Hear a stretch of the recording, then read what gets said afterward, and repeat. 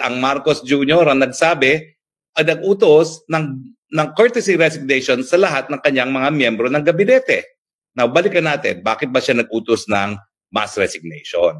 Well, yan po ay dahil sa pagkatalo ng alyansa.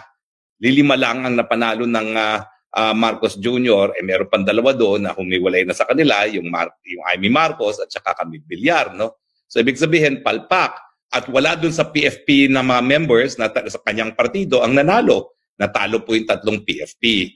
Tapos, umamin ng Marcos Jr. Dalawang inamin niya, in fairness. No? Na unang-una, kaya natalo ang alyansa dahil unang-una ay napakatindi ng politika. Tama siya ron. At pangalawa, hindi nararamdaman ng taong bayan yung serbisyo na nanggagaling sa gobyerno. Tama rin siya doon. Now, alam naman pala niyan dahilan. Unang-una, masyadong politika. Sino ba namulitika? Di ba? Sila. Namulitika sila dahil napakaaga nilang nagnasa na magkaroon ng Marcos Forever na tinangka nilang sirain na itong si Inday Sara Duterte. Sino ngayon ang sisisihin sa sobrang pamumulitika? Walang iba kundi ang Marcos Jr. administration. Sisihin niya ang sarili niya unang-una.